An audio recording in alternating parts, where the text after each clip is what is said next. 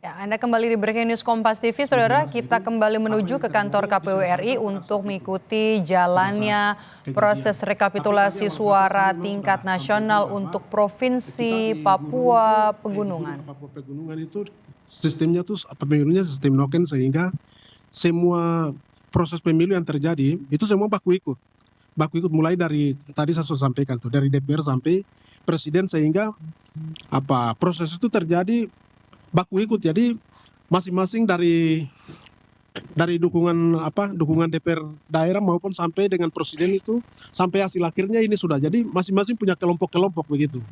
Kelompok-kelompok itu terjadi. Jadi tidak seperti di sini.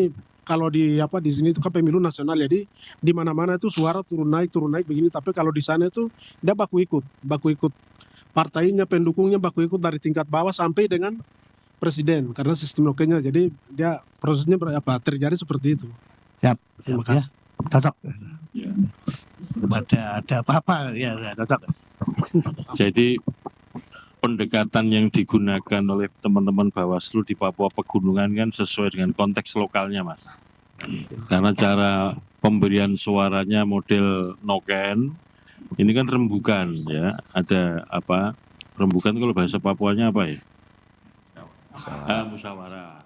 Ini Ya, Saudara, ini masih rekapitulasi suara nasional untuk Provinsi Papua Pegunungan.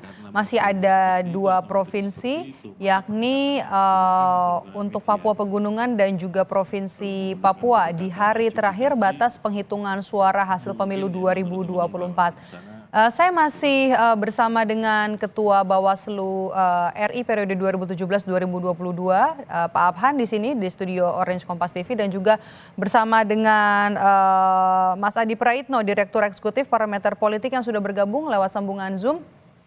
Selamat datang Mas Adi, terima kasih sudah bergabung bersama kami di Breaking News Kompas TV. Saya mau ke Pak Abhan dulu ya. Ini juga Mas Adi masih mengikuti ya proses rekapitulasi yang berlangsung di KPU. Saya mau ke Pak Abhan dulu.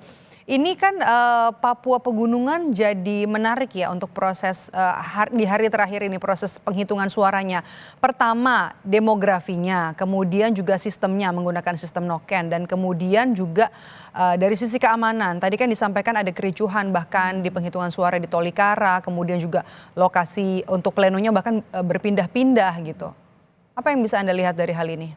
Ya, kalau tadi disampaikan oleh teman-teman KPU di sana ya, dan juga dari Bawaslu, memang bahwa dinamika di Papua Pegunungan khususnya ini memang beda dengan di daerah lain ya.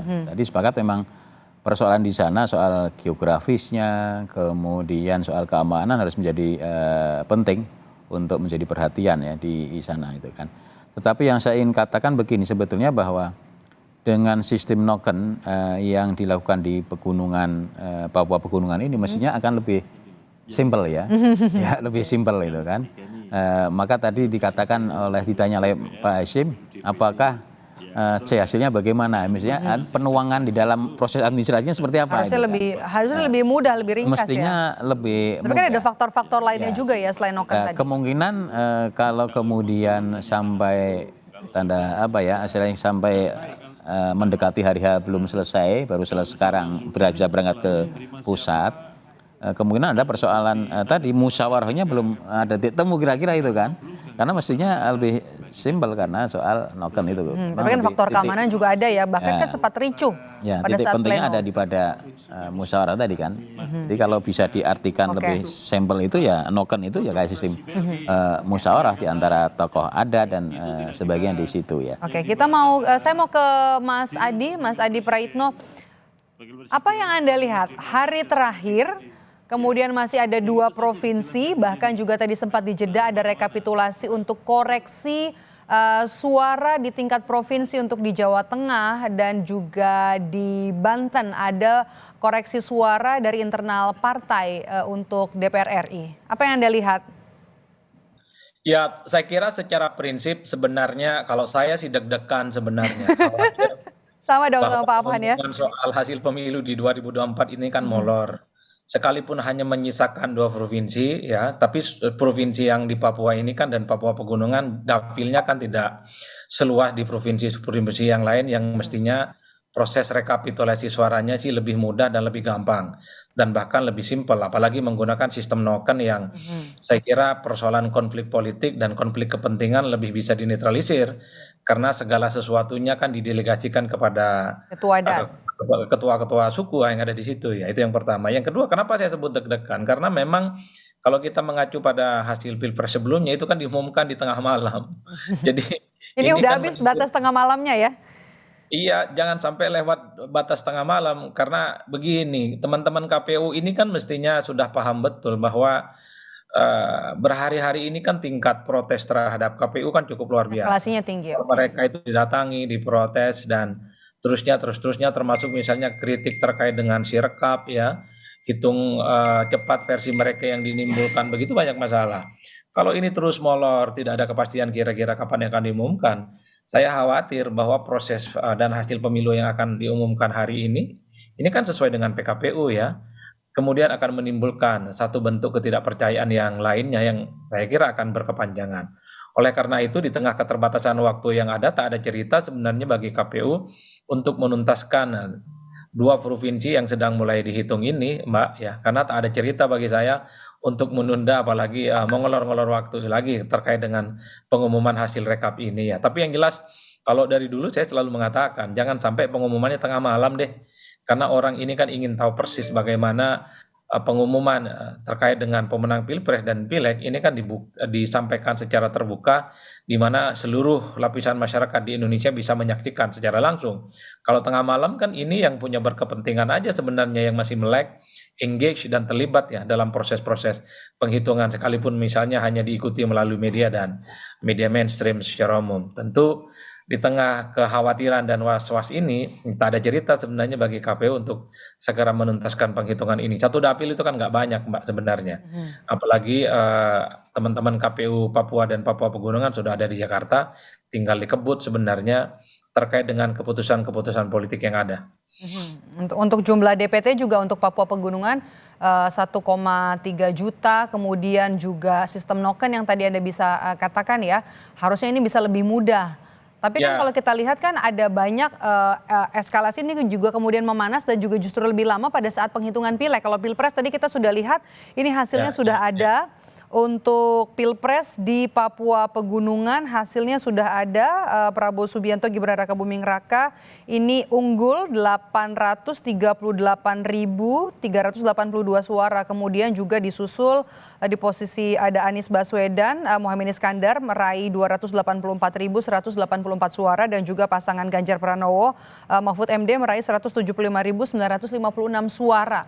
Sudah selesai untuk Pilpresnya. Tapi kan kalau kita lihat Mas Adi proses rekapnya kemudian juga banyak laporan-laporan, kemudian juga temuan-temuan untuk Pileg ya. Ini banyak suara yang kemudian berpindah, kemudian juga selisih suara yang Anda lihat mengukur waktu ini juga sebentar lagi nanti akan ada jeda untuk sholat maghrib, buka puasa, kemudian ada juga istirahat tarawih. Jadi kemungkinan waktunya tipis banget nih Mas Adi.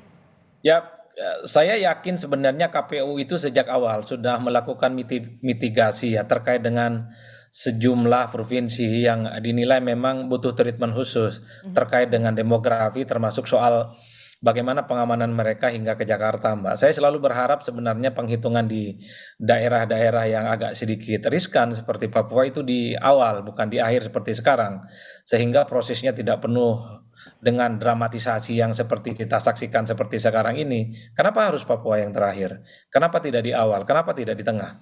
Bukankah proses penghitungannya juga sama dengan di tempat yang lain? Ini yang sepertinya mestinya harus dilihat secara utuh. Karena pemilu di 2024 ini kan pemilu yang paling banyak disorot ya oleh semua paslon dan bahkan kalangan internasional. Nah yang kedua, KPU itu sudah telanjur berjanji bahwa pengumuman hasil pemilu itu akan disampaikan setelah maghrib atau jelang sholat Isya. Ini mirip-mirip jelang pengumuman kemerdekaan Republik Indonesia yang dideklarasikan oleh Soekarno dan Hatta jam 19.45. Jadi kalau ini betul sesuai dengan janji KPU ya saya kira cukup luar biasa. Khawatirnya 19.45 berarti kita masih punya sedikit waktu, lebih sedikit waktunya malah. Lebih sedikit. Nah, khawatirnya kalau molor, KPU ini harus mengumpulkan begitu banyak reason yang rasional yang bisa diterima oleh publik. Kenapa molor?